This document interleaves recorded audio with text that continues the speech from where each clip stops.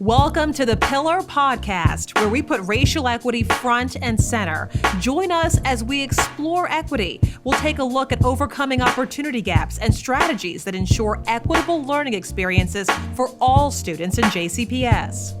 Hello, everyone. I am John Marshall, the Chief Equity Officer for Jefferson County Public Schools, and we are launching a new podcast called The Pillar. In Jefferson County Public Schools, we have three pillars that we believe move the district forward.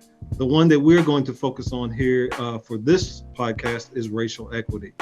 What we're going to do throughout the course of this year and moving on is tag racial equity warriors. And we have one on the call with us today, racial equity warriors that really are doing some serious work around education and around racial equity. I have with me Dr. Tauheedah Baker-Jones, who is representing the A, but has been all over the country. I want to read you her bio because first of all, we have to give respect to intelligentsia. And second, we have to understand when we talk about chief equity officers or we talk about people doing this work, there are people that are credentialed, tried and true, and without a doubt lived and walked and talked the life. So let me read you her bio, and then we're going to talk. We're going to dig in talking to the sister about how she views equity, racial equity, and the need of the schoolhouse and the role the schoolhouse plays. Born and raised in Newark, New Jersey, Dr. Baker-Jones is the first generation college graduate, wife and proud mother of three amazing adults. Her experiences as a student and mother of children with intersections across race, learning difference, sexual orientation, and gender identity have given her a unique view into how children can be adversely affected by the intersectionality between educational equity and marginalization. Dr. Baker began her teaching career in Los Angeles Unified School District and has also worked as a teacher, principal, and district leader in Newark, New Jersey, a nonprofit leader in New York City, an adjunct professor at Harvard University Grad School of Education. Currently, Dr. Baker serves as the first Chief Equity and Social Justice Officer for Atlanta Public Schools. In each of these roles, Dr. Baker has led with distinction. Her work in education equity and social justice has been featured in the New York Times and on CBS Early Show. She has also received numerous awards and recognitions, including a recognition by President Barack Obama as a White House community leader in education. Her selection as the 2020 recipient of the Harvard University Afalabi Award for Commitment in Educational Justice. Dr. Baker-Jones completed her general studies at Howard University, earned a BA in History for Abrahamic Religion and Near Eastern Language and Culture from UCLA, an MED in Urban Education and Social Justice from UCLA, an MPA in Nonprofit Management from Rutgers University, and a doctorate in Education Leadership from Harvard University. Credentialed, tried and true, war-torn. This is Dr. Tauheedah Baker-Jones, and I am very excited. It is only fitting that we start with the A, first letter in the alphabet, but also just a true warrior in the work. Dr. Baker-Jones, please say hi to everyone and anything else you wish to add. Hello, everyone. Thank you for having me, Dr. Marshall. I appreciate being here and sharing my insights just as much as I'm always interested in soaking up your wisdom and insights, but happy to share and be here in this community today. All right, so we're gonna jump right into it. You and I go back a ways. You and I talk a lot on and off the record about this work. So I'm just going to ask you a couple of questions. So I want to start with a very simple question, and then we'll unpack a little more. Describe your approach to equity as it relates to raising and leading and bringing up our next generation of children. What is your approach to that? Yeah, so I take the approach that it is very intentional, that equity work should, if you're an equity leader or if you have an equity office, the role of the equity office should be to work to ensure that all of the district's organizational elements, that be its culture, its systems, its structures, how it uses its resources, and even how it engages its stakeholders, all of those district organizational elements are being utilized in a way that enacts a theory of change that is grounded in equity. and that the district strategy should also include in it a robust vision for teaching and learning that is culturally and linguistically responsive. And so for me, what that means is, in layman's terms, is that I don't want equity to live just in my office. If I do my job correctly, equity lives, in fact, the work belongs in every division, department, and office throughout this system, because we have great people in this district doing the work. So I'm not here to do your job just through the lens of equity. I'm here to help you build your stamina and lens to do equity and lead for equity within your scope of work. And so that's why I was very intentional about calling this the Center for Equity and Social Justice, because this is where equity will emanate and not necessarily the office. Because when people hear that, semantics matters, and they're like, oh, well, that's the Office of Equity, everything equity related to minority students, related to LGBTQ kids, whatever, just goes to that office. And it's like, no, where it doesn't. We need to build your capacity to do this work in the system, because you work in a system where you service all kids, and we are the center that helps you build that capacity and that stamina to lead for equity in your scope of work. So that's my approach to how I'm leading equity here in Atlanta Public Schools. And thank you so much for that. One of the things that you said that resonates with equity officers, me included, is this notion that all things inequitable shouldn't be addressed or shouldn't be left to be solved by you and I. You and I will actually help drive change, but it shouldn't just sit in the center. I love that term, in the center and in your department. Thank you for that, because I think that's very important. And as other equity officers listen and I talk to other ones, I'm sure that's going to resonate, because you and I know, and we have seen some equity officers that, here's where one of the things I think, and tell me what you think. Equity officers fall short of the glory in which they deserve. Second to the superintendent, I could argue maybe probably one of the most powerful or potent positions, fall short when we try to shoulder all the inequities, when this position is only 20 or 30 years old tops. And they say, all things inequitable, that's John and Tauheedah's work. So thank you for saying that. And please, please, please keep saying it. Another question that I have for you as we talk about this work, when we talk about the importance of curriculum, and we don't have to get into much around just the curriculum itself, but when we talk about the importance of it, what do you see your role being? You're not the chief academic officer, you're not the chief of schools, you're the chief of social justice and equity. What is your role as it relates to curriculum? And what are you going to tell others that are in this role what you think they should be working on as well? Yeah, so once again, I tell everyone, our job for any department and division, right, is to help folks we are a support system, we're a thought partner, and we're an accountability buddy. And that's what we do. So in terms of a thought partner and support system, our role is to build once again, the lens and the stamina of everyone, including our teachers, to do their work through the lens of equity and through the guise of equity. And so what we've done is we've developed, teacher and leader equity dispositions. So these are the behaviors, habits of mind, and actions that you should see from a teacher or from a leader who's leading through the lens of equity and who is an equity-focused educator. And then we provided several professional development and professional learning sessions for our educators and our teachers around these dispositions. And they obviously continue throughout the year in coaching on that. So one of the dispositions is reflecting on personal assumptions, beliefs, and behaviors. That's a disposition you should hold as a leader for equity. Acting with cultural competence and responsiveness, right? In your interactions and your decision-making and your practice. Confronting institutional bias and student marginalization is another one. For our teachers specifically, one of them is also cultivating self-love and knowledge and appreciation and respect for others in your classroom. Teaching about issues of justice and social movements and social change, and encouraging students to exercise their voice. And so we then train and develop our teachers in each of those areas. And then if we're asking you to cultivate self-love, to teach about issues of social justice and social social movements and to help students exercise their voice, we also have to give you the tools by which to do that. So that's where curriculum comes in.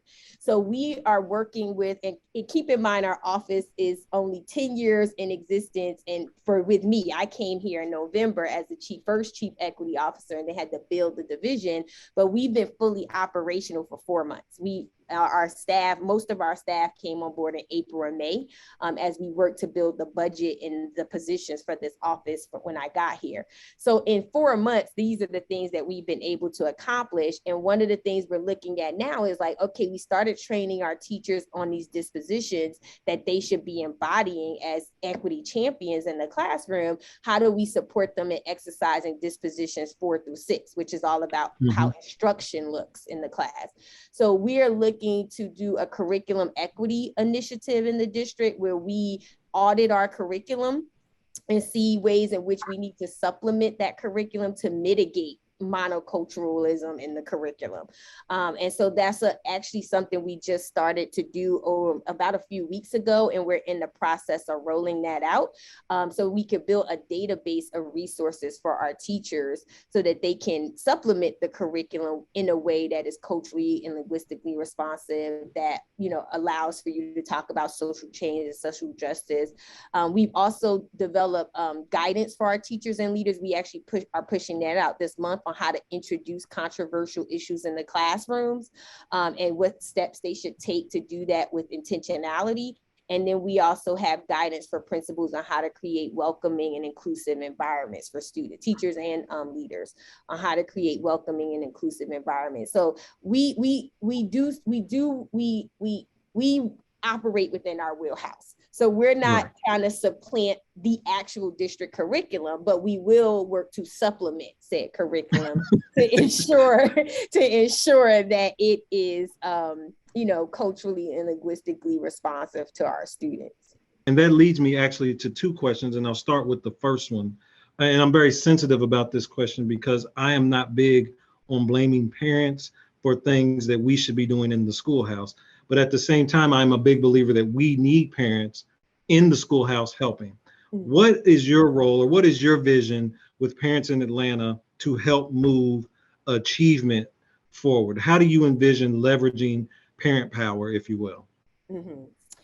Yeah, so one thing we're actually in the process of creating here in Atlanta Public Schools is a parent advisory council. And I have the good fortune of having the Office of Family Engagement sit in my office and in my division.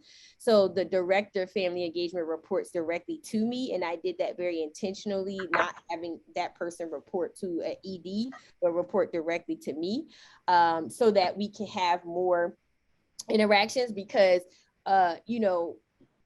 we're working to undo centuries of systems and structures that none of us created, and no one person or no one division can do it alone. We're going to need our family. We're going to need our community. We're going to need our civic leaders to participate in this process. And so having families involved in this process is very key. And so we're starting this year a parent advisory council who can advise us on issues of equity or inequities as we're rolling out policies and practices. They can offer input, and that it behooves me that we didn't even have that, because how are you making decisions at the district level when those most proximate to the problem are not brought into the decision-making process? So the fact that we had a teacher advisory council, a principal advisory council, we even have a student advisory council, but you don't have a parent advisory council. And the student advisory council actually is for the board. We don't even have a student advisory council in the district. Gotcha. And so that's one way that we're doing it. Another thing we're doing is we're actually building out. I have a resident that came in from Harvard this year, and his expertise is family engagement. And he's doing an audit of our family engagement processes to help us develop a family engagement framework through the lens of equity that we can roll out next school year with our building leaders and our teachers on how to engage families in improving student outcomes. And so that is another way that we're looking to engage families further on the horizon. But this year we are building this advisory council, and that that's step one. And we are hoping to leverage them throughout this process to get their advisement and also have them be thought partners and decision makers, not only for our division, but every chief, anyone who is coming up with a major decision, it should go before our parent advisory council for them to weigh in on before that decision is made. Is that up and running, Dr. Baker Jones, or y'all are? That's awesome. That's outstanding. Yesterday, I met with the director of family engagement, and we talked through the implementation plan for how we're going to roll that out in the next few weeks. Okay, that is outstanding. We got a couple of more questions, then we'll close up. And I also I'm going to end this when I talk to all of the warriors on this podcast with information on how to reach out to you, because we are now in the positions you and I hold, where you can do it right or you can do it wrong. Our role, I believe, and our responsibility is actually to protect this position, just like CFOs protect theirs, and to validate it. That means there's not a mold, but there is a framework that I think we have to start putting out, or else we can talk more about that offline, or else there's some things that happen. As we build these out, and as these positions that you and I hold are popping up everywhere, mm-hmm. What are some of the things that you would tell a equity officer to do? That's question one, but I want to do it in verse. The second question I want you to answer first: where does the resistance come from in this work? If you had to point to one thing, where does the resistance come from when it comes to equity work, racial equity in particular? One thing? If you had to point to one. If I had to think of one thing, I do, let me think of the one main thing. I would actually say, I have two, but I'm gonna say the main. I would actually say it comes from a lack of ownership or buy-in for the work amongst the adults in the system. Mm-hmm. Mm-hmm. Unpack that a little bit, because I agree. The adults. That's the answer. Yeah, What do you, when you say that, what do you mean? So the system is designed to protect itself. So let's start there, right? And so all of the systems and structures that have been put in place before many of us working in the system even were born, right? And then when we got introduced to the system, we became acculturated into playing out those systems and structures, and they become our habit of working and our way of working. And so now you have someone coming in saying, hey, the way that you're working is having disparate impact on certain groups of kids. So we need to alter and change the way that you're working. And I always tell my staff that people don't fear change, they fear loss. And so when you have the pushback that you have coming from the adults in the system, is not necessarily because they fear change, it's because they fear loss. You're now telling me that the ways in which I was working and showing up is not positive, is not, I have to change it. Well, now you're asking me to lose expertise, because this is the way of working. I've been trained in it, and remember, ideologically internalized that this is the way that I should be working, and you're telling me it's incorrect. So now I'm losing my expertise. I now have to relearn something else. I'm afraid to lose my expertise, because as a leader, as a teacher, as a whatever, I'm supposed to be the expert. So I'm pushing back because I fear that. I fear what that means for me. Power is even being lost, because now you're asking me, as you just mentioned, how am I engaging families? Like, now I have to put them in the decision-making process, and I have to consider them so now I'm losing power, and you're asking me to lose power. And so those are two big losses of expertise and power that takes a lot of time for people to sit with and to feel comfortable in engaging with. And so when I say that it comes from a lack of buy-in, not necessarily because people don't want to see a socially just world, or most people do. I have very rarely met any individual who's like, I don't care about justice, right? Even if it's for themselves. But what they're fearing is the loss that comes with that. And how do you coach them through, and how do you help them to navigate that space is really the work of an equity officer for me and myself.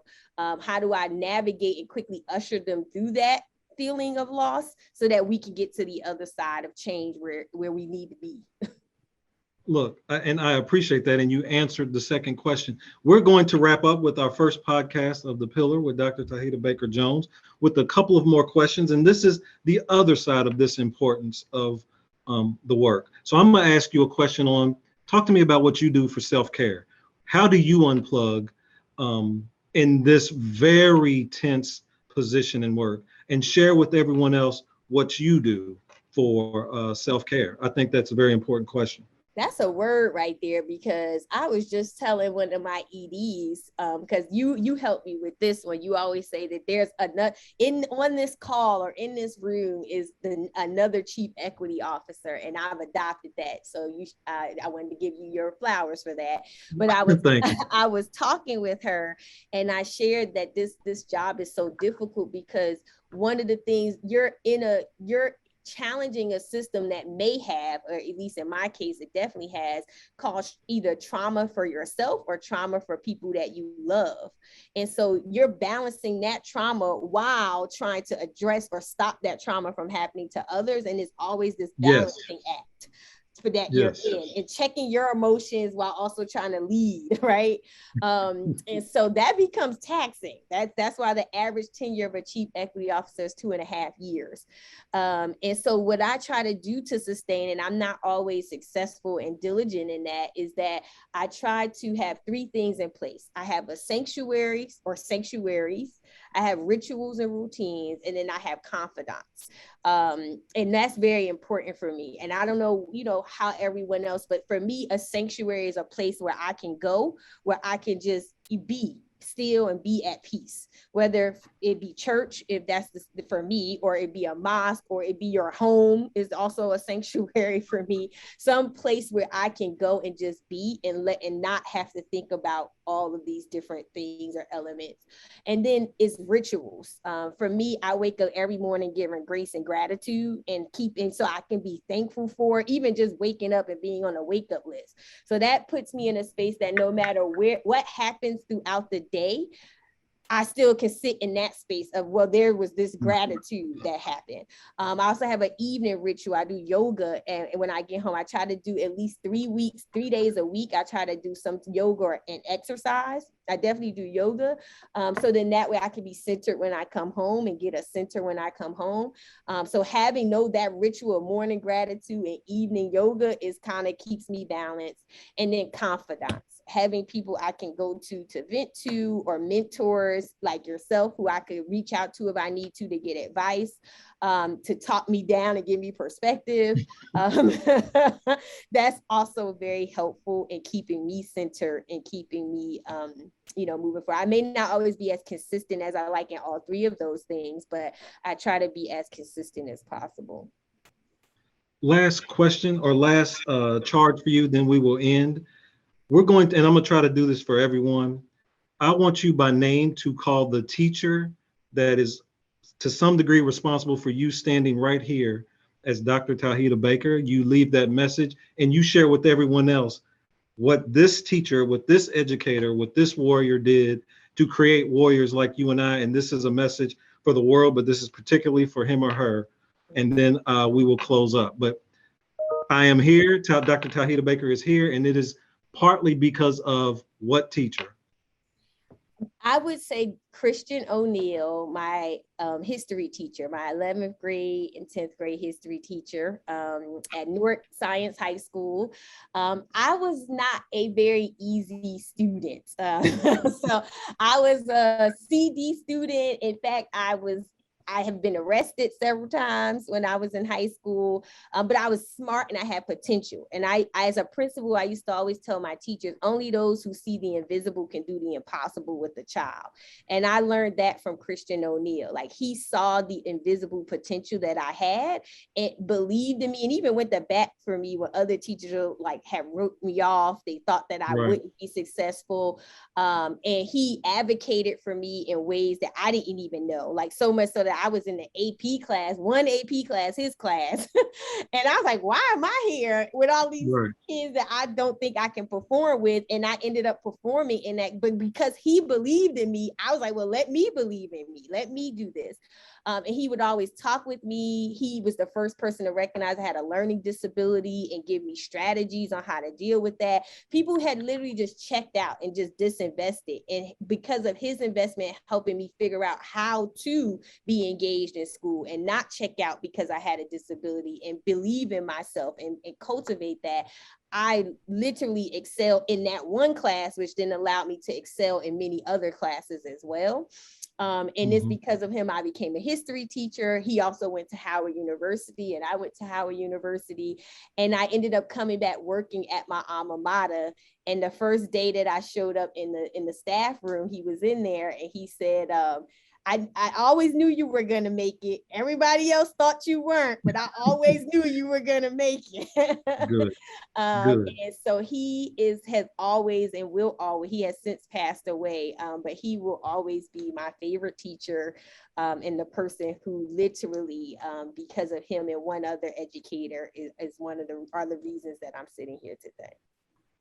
And to your point, that's why educators have to be equity officers as well. That's why there's been teachers that have been equity officers before it was a position. That's a word. So resting in power, Mr. O'Neill, thank you for Dr. Tauheedah Baker-Jones, because we truly have a pillar in her.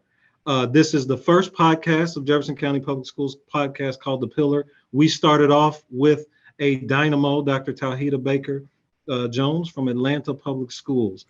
Thank you so much. We will also, in the podcast, for all those listening and viewing, give you her contact information, because what she does in Atlanta, she can do elsewhere: consult, train, teach, etc. This is the direction in which equity officers need to go. This is the direction in which our schoolhouse must go. And these are the shoulders in which we need to stand on. Dr. Tauheedah Baker-Jones, thank you so much. Please hug one of my confidants, Dr. Lisa Herring, when you see her. And thank you so much for your work. This is The Pillar. This is John Marshall, and we unapologetically advocate for equity. Thank you, everyone. Thank you.